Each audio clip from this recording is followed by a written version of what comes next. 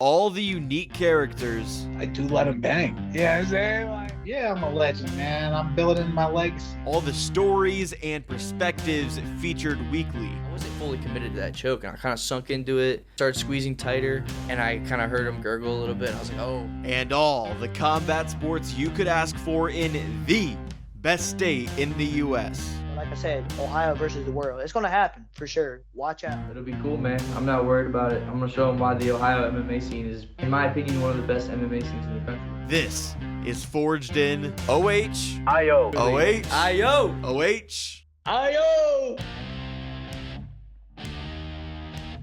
Hello, everyone, and welcome to episode 115 of Forged in Ohio. My name is Jake Murren, and I'm the host of the podcast. And I'm excited to get into this episode because there's so much to talk about with today's guest. This man's first career fight came just over a year ago, and now he's 4-1 as an amateur fighter, and is coming off an impressive decision win last month, and has his first title fight on the books. Representing Route 250 Martial Arts, it's Bobby Bodybags Smith. Thanks for coming on the show, Bobby, and welcome to Forged in Ohio. I appreciate it, man. It's an honor to be here. Of course, man, it's an honor to get you here on Forged in Ohio, and I know a lot has happened in your career recently, but I kind of want to start with how you got to this point. You've had 5 fights in less than a calendar year with your debut last April, but what actually encouraged you to take that step last year and enter the cage for the first time? Oh, man. It's a lot of things. It's kind of just who I am, man. I wrestled my whole life and, didn't really get to achieve the goals that I set out for myself. So it's a lot of unfinished business that I feel like I had to take care of. And, man, I spent a lot of my younger years partying and not doing what I was supposed to be doing. But I'm glad I found it, man. And, it's good to be here. Yeah, man, how did you kind of find mixed martial arts? Obviously, you have that wrestling background, but when did you get that start in combat sports, and when did you first get exposed to mixed martial arts? Man, I grew up watching UFC, fighting, and always said I wanted to do that. My dad kind of was pushing me in the other direction. He didn't want me to, but here we are, I guess, I came into Route 250 about 2 years ago, and just to see what it was about, and took my first striking class and loved it, man, and I've been here ever since.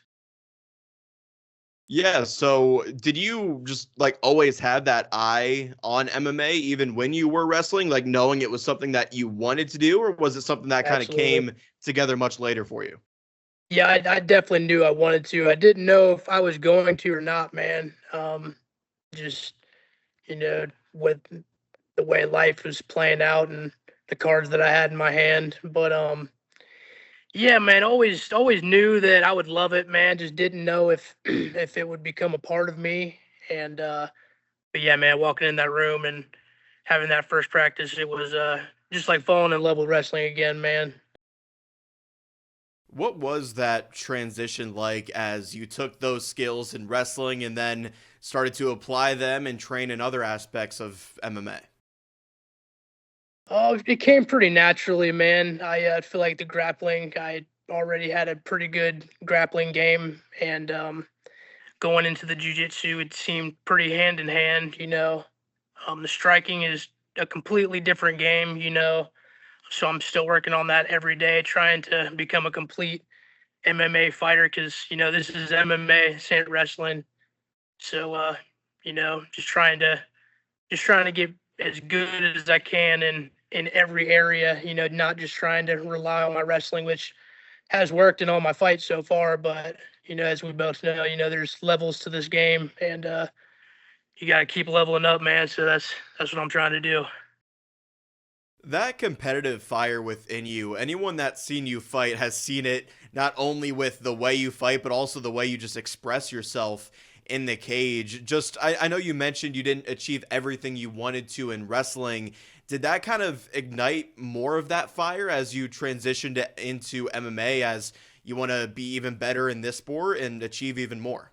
Absolutely, man. And I feel like my story is the same as a lot of athletes, man. We all got hopes and dreams and, shit that we set out to do. And at the end of the day, it's the cards fall where they fall. And, I'm not bitter, but I'm not happy. So, yeah, it definitely helps feed the flame for sure, man. What kind of motivates you most, not only as an athlete, but as a man, as you try to accomplish those goals and eventually one day be happy with what you achieve in your career? Yeah. It's tough, man. I think I just love this shit, man. Like truly, like even if I don't make it to the UFC and become a world champion or beat any pros or anything good, man. At the end of the day, like I just love this shit, man. Just showing up and seeing where you stack against the best, man. Wherever that may be. I wanna fight the best, and I want to fight the best at their best, and you know, wherever I fall among that, whether it's at the top or somewhere in between, man, I'll be happy with at the end of the day. Did you experience a moment or perhaps a turning point where you knew that MMA was for you and nothing was really going to stop you from pursuing this? Um, yeah, man. I mean, I've always known, like just from wrestling, I just looking forward and seeing fighting, and I've always had an itch to do it. And like I said, that first practice really, I fell in love with it, man. And I've always had that competitive fire in me, and yeah, man, I just want to see where I stack against the best of them, man. That's really all I'm out here to do. You're one of several fighters from Route 250 martial arts that I've had on the show. I've even had your coach, Andrew Law, on before. But when did you first come across Route 250? Man, I moved up here probably like 2.5 years ago, somewhere around there. Just bouncing back and forth between work and found a little home here, man. And yeah. What was it about the gym that kind of made it feel like home and really kept you coming back over and over? Man, the atmosphere here is awesome, man. You got Andrew Law and Brogan Endress, and when I first started coming up here, it was kind of a smaller group. Um, since I've been up here, we've gotten some more bodies in here, and it's actually got some decent numbers in here now, and just seems to be growing. It's a great atmosphere, man. We all care about each other. We're all trying to get better, and we all just want to see each other succeed. So, yeah, man, it was definitely a room that I wanted to be a part of. Nobody's in here trying to win every practice or be the best practice fighter. We're all that we try and knock each other out. It's a very great atmosphere to be a part of, man. When it comes to your development as a fighter, how much have you grown in the last 2.5 years under Andrew Law and, of course, all the great fighters that you train with at Route 250? Tremendously, man. And it's all thanks to everybody, man. All my training partners, Andrew Law, Brogan, got David Moore, Nick Lute, Jared Patterson, who's actually fighting tonight for OCL. Yeah, man, I'm just very thankful to have the group of guys and the experience, be able to learn from everybody. I come from a very large wrestling background, but it all goes hand in hand with the jiu-jitsu and the striking. I've had 2 years to really hone the craft. Nobody's seen any of my striking yet, so I'm excited to, when it does come to fruition, I'm excited to really put that on display. Talking with Bobby Bodybags Smith here on Forged in Ohio. I mentioned the debut that came just over a year ago. You won that fight via submission in the second round. What kind of sticks out most when you think back to your amateur MMA debut? Man,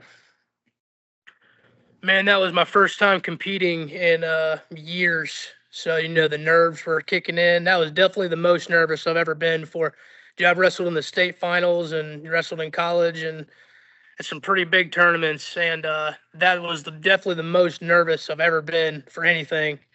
So, yeah, man, that was definitely, it was crazy, just walking out in front of a crowd. There's not really anything that can correlate with that, man. It's there's no other feeling like it. So I think just that feeling in itself was something I'll never forget. How did the win in the debut kind of stack up against the wins you have in wrestling? Like, after the debut win, did you have that feeling of like, man, this is what I want to do. Let's keep on going. I want to get right back in there, Absolutely, man. That winning that was amazing, dude. There's really no feeling like winning an MMA fight. Um, yeah, it's like a drug, man, and I was addicted instantly. After that fight, you picked up 2 more finishes to where you're 3-0 with a 100% finish rate. Just how important was that fast start to your career? Yeah, man. We had a feeling that not too many people were going to be keen on trying to fight me, just with the wrestling background and being an amateur.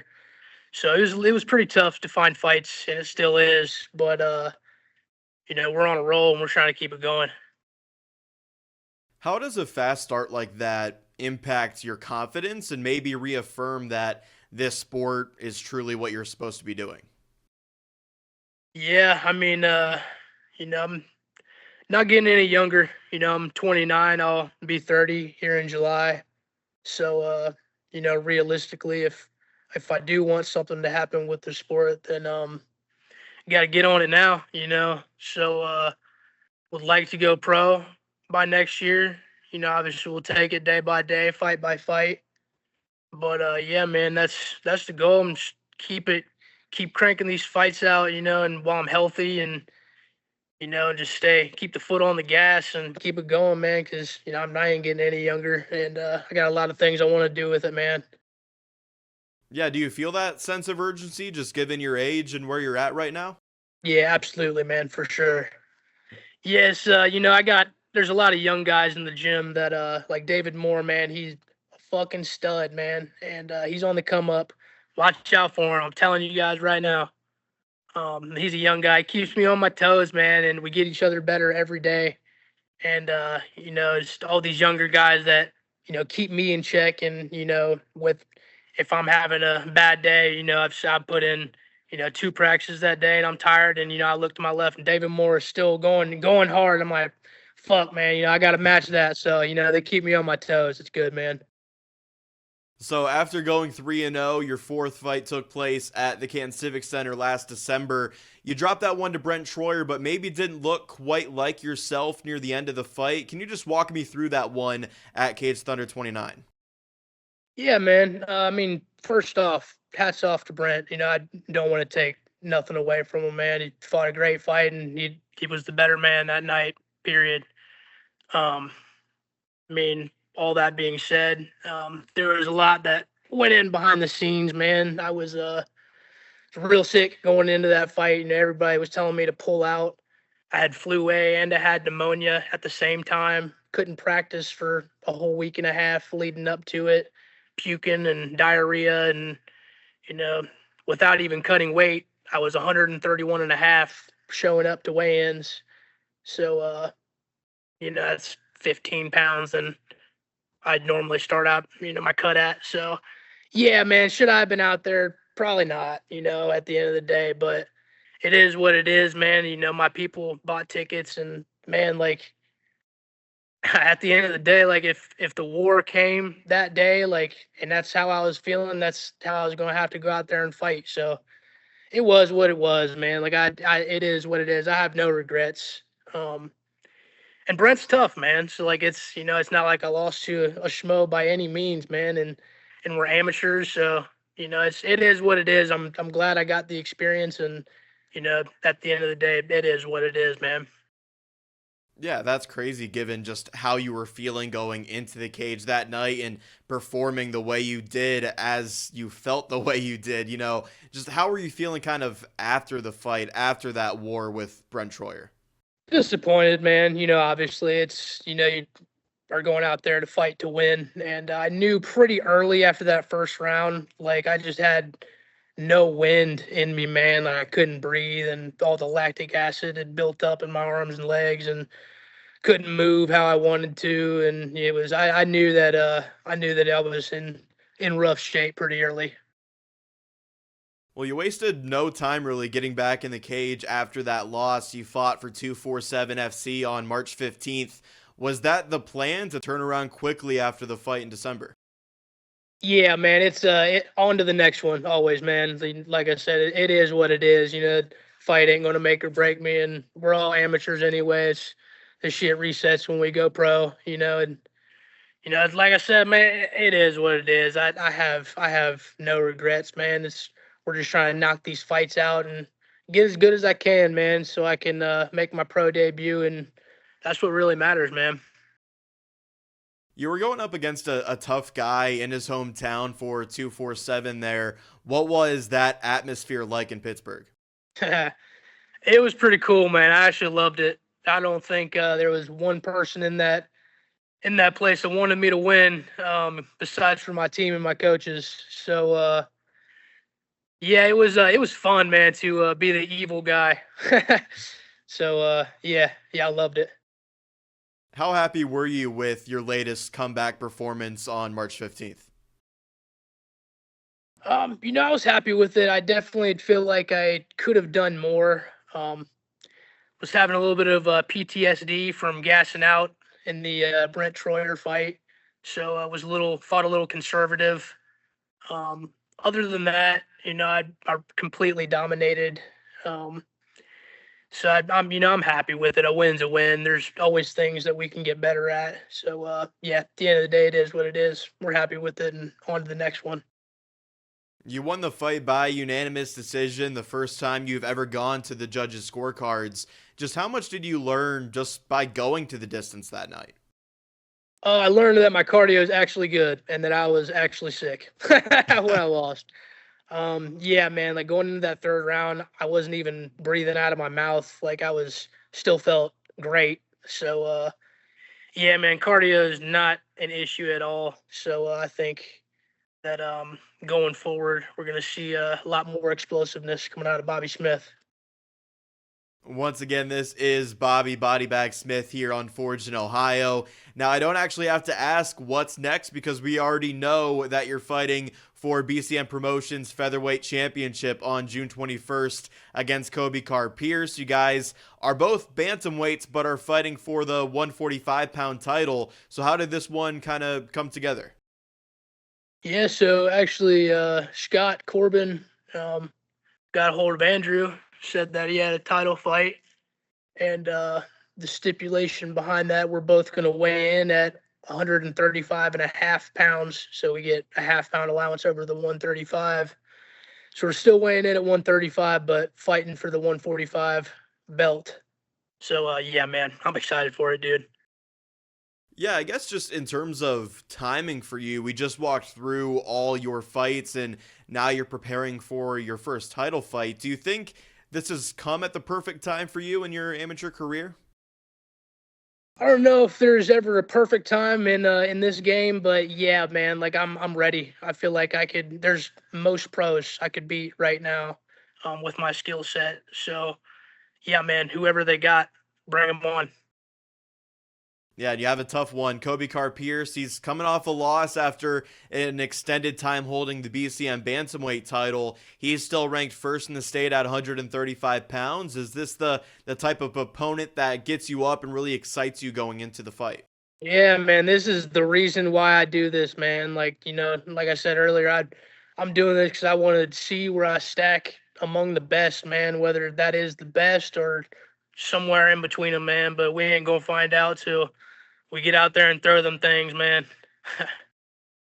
Given just Kobe Carr-Pierce's long reign, like I mentioned, and his ranking in the state, has he been a guy that you've had an eye on for a while? Just been that test that you've wanted to compete against?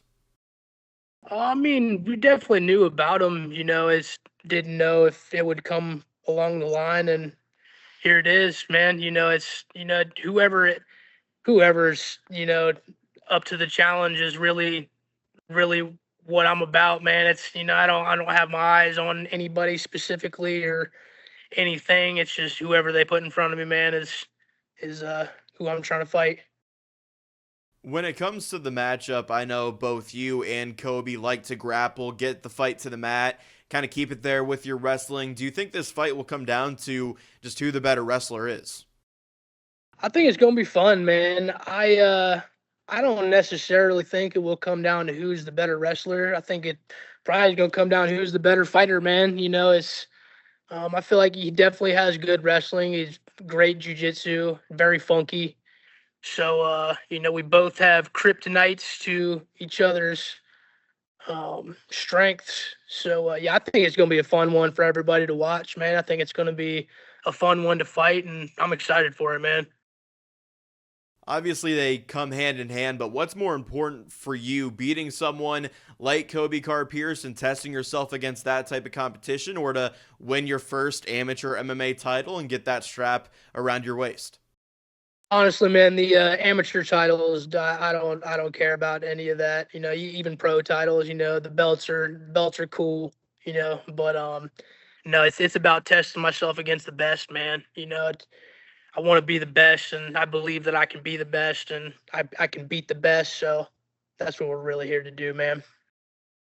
Yeah, that makes a lot of sense. I've talked to a lot of fighters on here. They sometimes put a lot of stock into those amateur titles, others maybe not so much, and that kind of seems to be where you're at. Just kind of walk me through where you are now and to that night in June for the BCM title. Just what does the training camp look like for you? Where are you at now, and where are you trying to be as you try to peak on that night?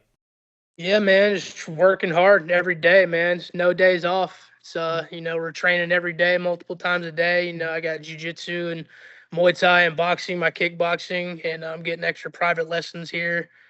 And, yeah, man, it's really plan to bring the best Bobby Smith that has ever been seen. Last one for you, man. What can fans expect out of Bobby Smith on June 21st? Explosiveness. It's going to be a fun fight. Y'all ain't going to want to miss it, man. I love to hear it, man. I can't wait. Before we wrap up, I just want to give you the opportunity here to shout out or mention anything you want to here on Forged in Ohio. Man, I'm going to shout out the whole Route 250 fam. We've had Andrew Law on here and Nick Lute. And I might be missing somebody else. But, yeah, man. Just the whole Route 250 fam, all my fans, everybody who watches the fights, everybody who watches Cage Thunder, and just fans of MMA, man, shout out to you guys. All right. Well, thanks again, Bobby, for joining the show. If you've heard your teammates or coach on here before, then I like to do the OHIO chant with all my guests. So if you could help me out here, IO. Thanks, Bobby. I appreciate the time. Best of luck in the title fight in June, and we'll talk again soon, my friend. I appreciate it, man. That was Bobby Bodybags Smith, the 4-1 amateur mixed martial artist who has the biggest fight of his career coming up in 2 months' time. If you've seen any of Bobby's fights, then you know how relentless and how talented he is. I've had the pleasure of commentating some of Bobby's fights, and now he gets a well-deserved opportunity to fight for BCM Promotions Featherweight Championship. I'm looking forward to that fight, and let me know who you think is going to win that 145-pound title. As always, if you enjoyed this episode, you can do a few things to help me out. First, follow the show on Instagram, Facebook, and X at Forged in Ohio. The link to the podcast merch store is in the description below. And make sure you're subscribed to the Forged in Ohio YouTube channel, or at least downloading episodes while you're listening. Thank you all for the continued support of the show. I've been your host, Jake Murren, and this was Forged in Ohio.